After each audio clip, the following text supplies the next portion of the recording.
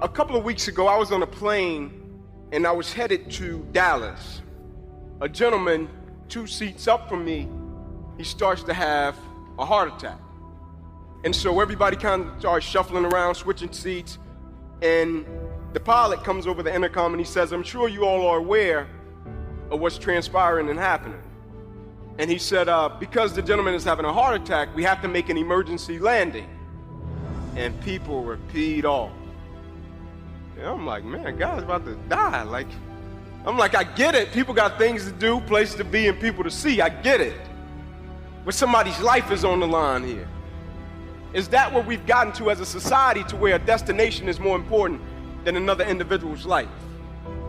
We say, hey, how you doing? But we don't really mean, hey, how you doing? So they were moaning and groaning, not about the guy having a heart attack and he's fighting for his life. They were moaning and groaning because where they were going, they couldn't get there in the manner and the fashion of which they wanted to get there. And I think more times than not in life, people treat God like a Santa Claus. And then when they don't get the gifts that they thought they were going to get, it's a problem. I'm a firm believer that God redirects and maneuvers us when he has us on a mission. And I think true courage is the ability to embrace what we don't understand. Because I know anybody can accept and embrace something that they do understand, but I think true courage is when you find yourself in the midst of an opposition, but you still have a certain level of perspective to say, even though I don't like it, I can still trust God, even though I can't trace God. Everything that's happening to you is God is processing you. And if you need to be tough when you get to where you're going, then he gonna toughen you. See, the route you on right now is the route you got to take. You just got to understand you ain't the only one. Because if you just keep on walking with God, God has a way of making everything all right.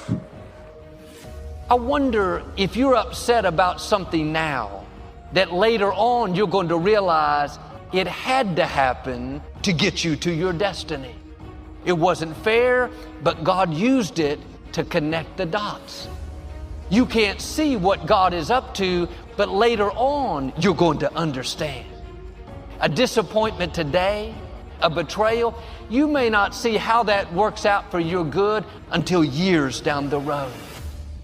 My prayer has always been, Lord, don't give me more than I can handle. You know how to bless me.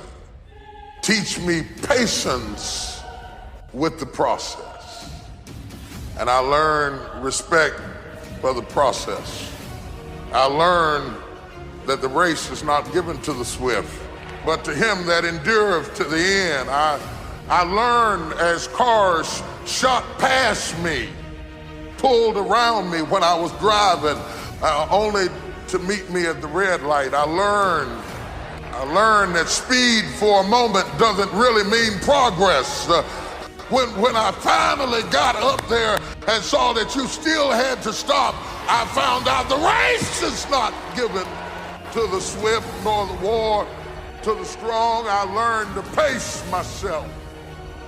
I learned that when you get in a curve, you gotta slow down, go through the process. God has ordered steps.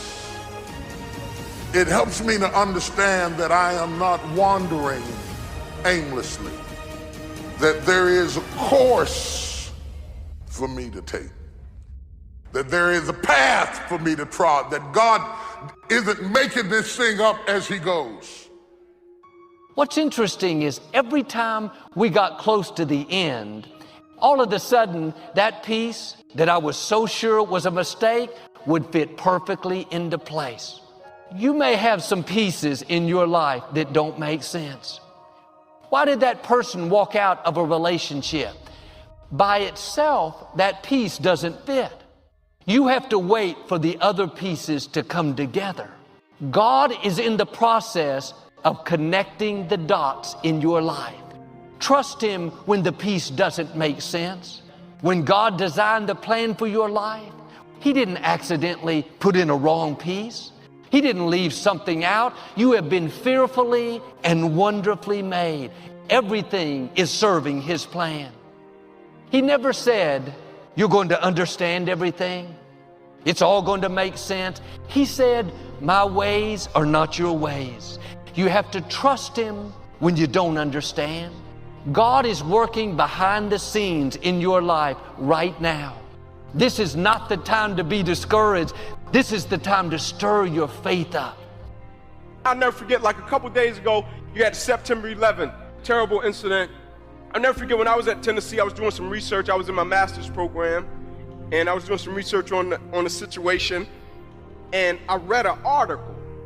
And in this article, they spoke about people that lives were spared because of situations out of their control. They talked about this one gentleman. In that morning, he was getting ready to leave home, and his wife came to him and said, hey, can you take our daughter to kindergarten today? Can you please do it? I really need you to do this. I really need to get to work. The wife responds again, please, can you take her to kindergarten? He accepted.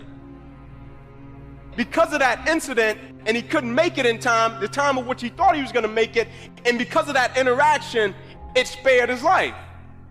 One gentleman, they sent him to get some donuts or something. He's coming out of the building, somebody spills coffee on his shirt. He has to go home to change his shirt. Him going home to change his shirt, it spared his life. And when you think about when things happen, the first thing we try to do as individuals, how can I control it and how can I manage it? In the words of an older gentleman, he told me one day, you can't speed up the river and you can't slow it down. At a certain point, you got to have some faith.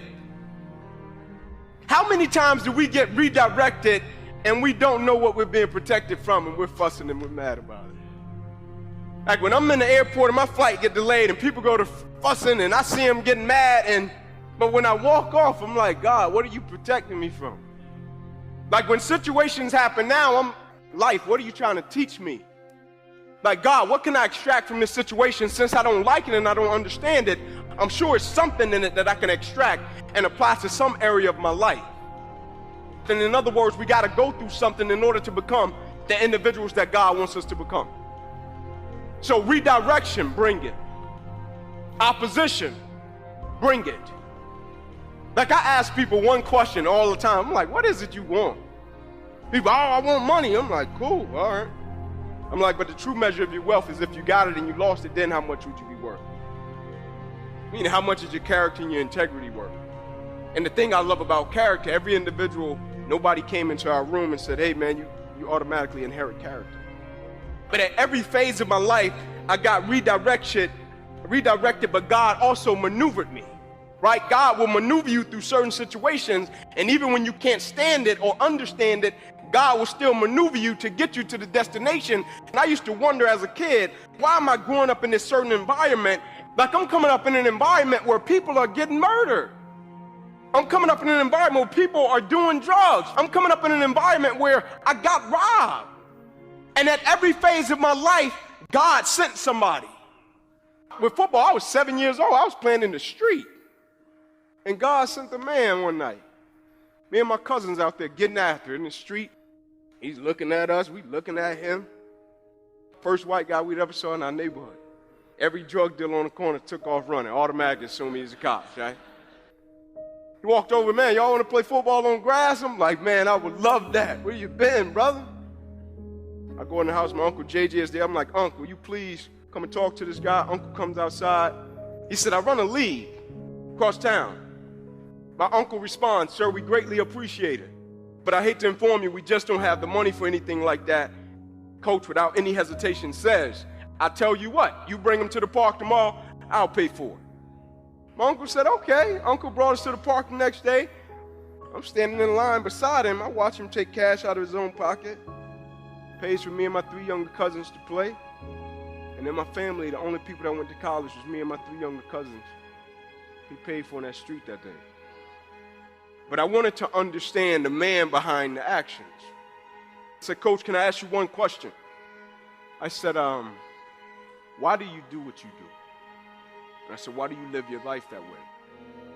And in his simplicity, it was yet profound when he said to me, as long as you make sure that somebody else's life is okay, he said, God will make sure that your life is okay.